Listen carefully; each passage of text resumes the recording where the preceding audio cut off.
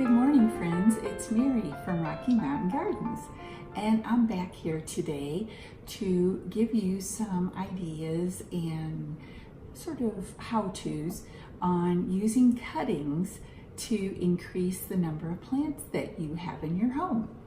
So I have some cuttings today from a purple heart plant that I have as a house plant over the winter here in my home. And then I have some wandering Jew cuttings from one of my plants that was very badly infested by fungus gnats. So I took cuttings from it so we could start completely over again with brand new soil and be able to really get some healthy plants. I especially love these two for outdoor plants in the summertime. And I have to recommend to you this wandering Jew. It is an amazing plant. If you have a lot of shade areas, like I do on my porches, for example, wandering Jew is a very beautiful foliage plant that you can use in your shade areas, and it does quite well in the summertime with diffused sort of sunlight under a porch or under trees and so on. Purple heart plant, on the other hand, is a sun-loving plant. Now, neither of these are perennials.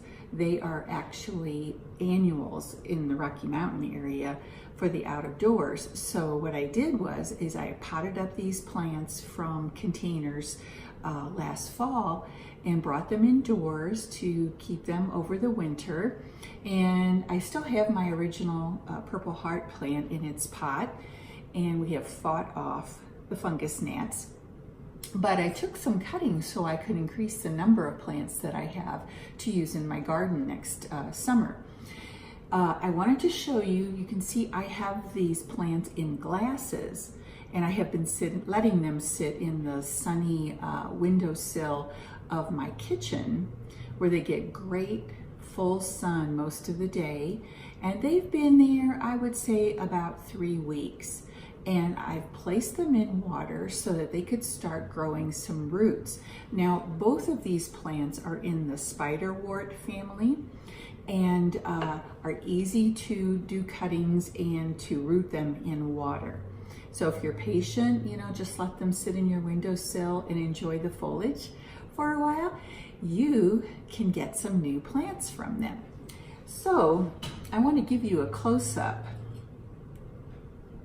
Let's see if I can do this here. I'll stand up and I'm going to bring this up close to the camera so you can see the little baby roots starting to grow there on each of the plants. And we're going to go ahead and plant them today. And I have a couple of pots to use, and I love these style of pots for indoors, especially because they are glazed ceramic, which means that when you water them and any water goes into the under dish, this little saucer, it will not leak onto your furniture because it's glazed on both sides.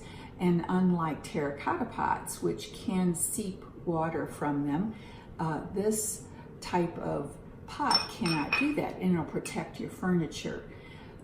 Okay, so you can see I have one of my pots already filled with soil, and I wanted to share with you this container that I use to hold my potting soil. I dump a bag of potting soil into this container and I keep it out in my shed, and then when I need it, I just get it out and I do some planting. So I'm going to take my second empty pot here, and I'm going to go ahead and fill it with soil. And I have a nice scoop, you can see here. I'll take my pot and I am simply going to scoop some of the potting soil into the pot.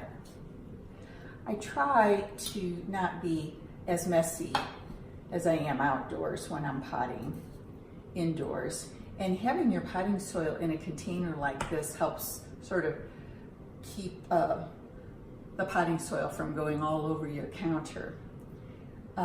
Okay, so I have filled both of these pots pretty full, as you can see. And then we're going to get ready to do the planting of our cuttings. All right, guys, so I wanted to lean over here and be able to show you close up how I'm going to go about planting.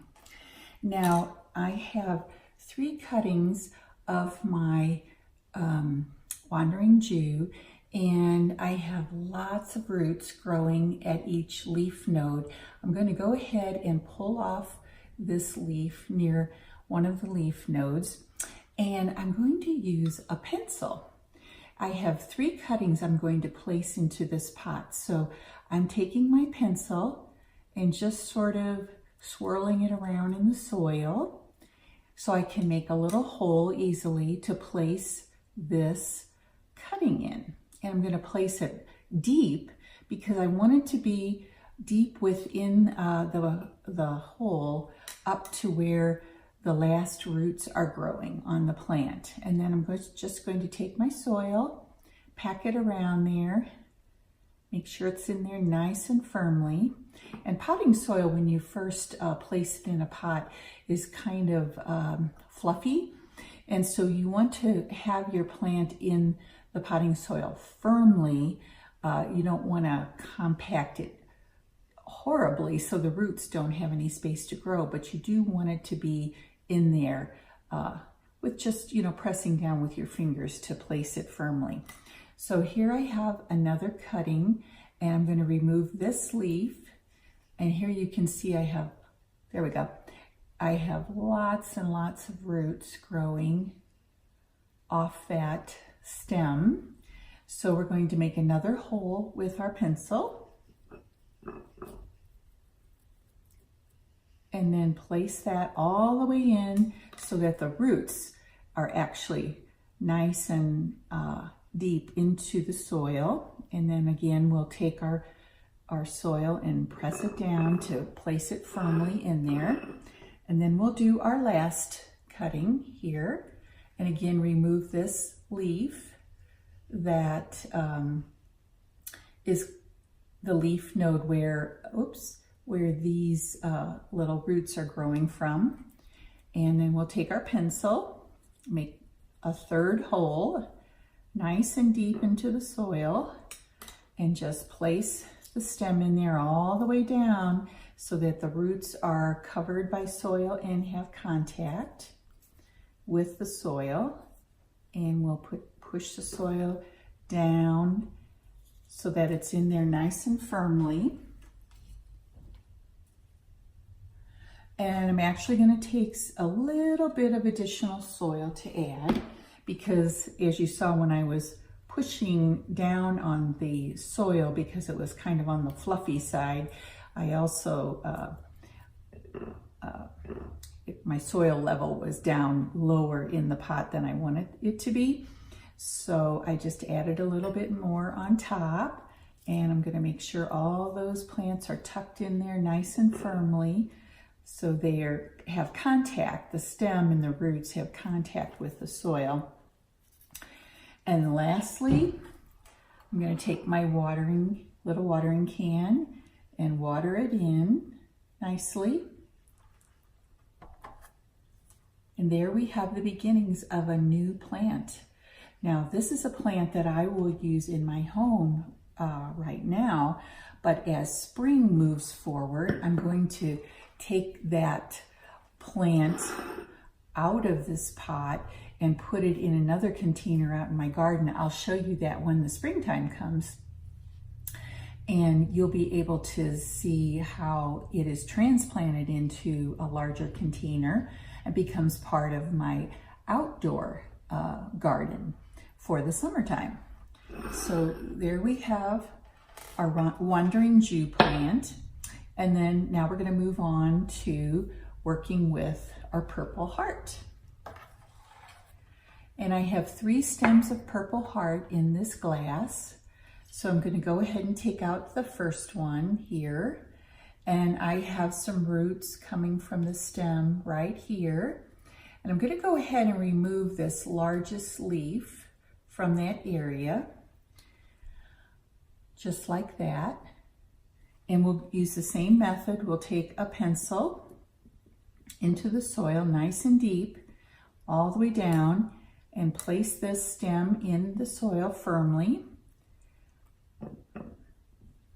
Pack it in so it's nice and comfy in its new home.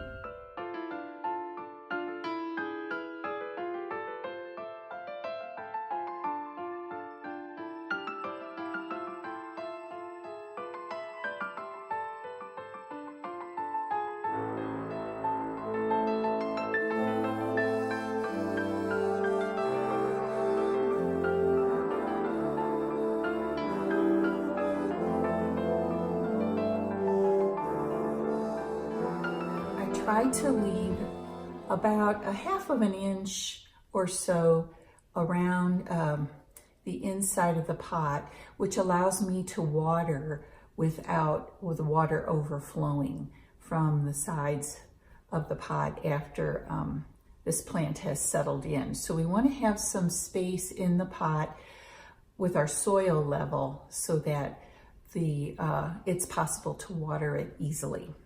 So we'll go ahead and place it in the pot and then give it a drink of water.